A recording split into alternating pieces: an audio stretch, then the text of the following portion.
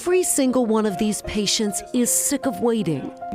Pain and suffering is prison to us every day. For 7 years, I just want it to be over. I am so tired of it. patients of the fugitive doctor have been filing into meetings like this one. He took my self-worth. Well, I can't get out of bed without taking medicine. You know, I got grandkids that I'd love to do things with, but I can't. They share stories, hoping this night is going to be the night they get the news that the nightmare is finally over. Instead, the anger builds. Angrier. Why?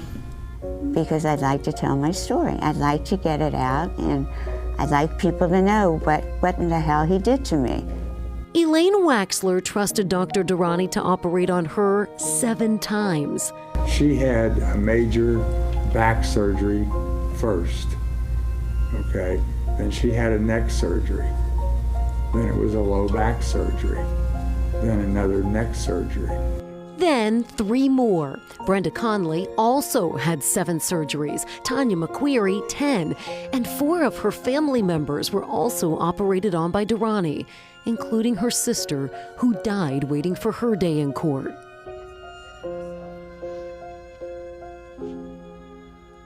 You know, he's hurt a lot of people.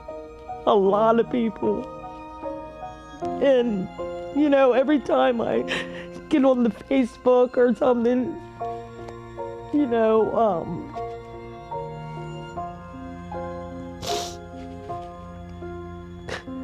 there's somebody else that's died, you know. The attorneys representing these patients say 60 patients have died waiting for justice. If a murderer was here, if he was there to court, he would get his justice real quick. But you know what we are? We're not murderers. We've not killed nobody. We've got slaughtered ourselves. Tonight, another meeting. And even though the Ohio Supreme Court mandates that every case go to trial within 3 years, another delay. This one because of the coronavirus. If somebody filed a lawsuit in Hamilton County in 2013, it's over. 14, it's over. 2015, it's over. Think about that. But yours cases aren't. Why? Because there's so many of them. Eric Dieters, who represents these patients, says only 40 of the more than 500 civil lawsuits have gone to trial.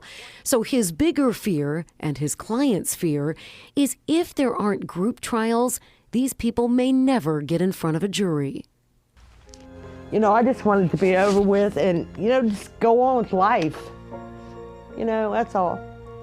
Until then, the physical pain, the emotional pain, continues to be a painful waiting game.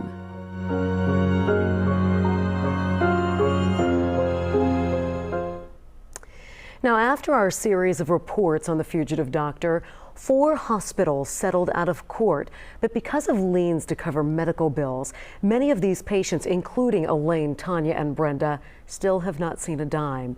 3 hospitals, along with Durrani's insurance company, are still included in these civil lawsuits and deny the allegations against them. Federal authorities say Durrani fled the country in 2013 and has been hiding out in Pakistan to avoid facing these criminal trials. He's going to be tried in absentia during these civil cases once they go to trial. Durrani has granted depositions from Pakistan but denies any wrongdoing.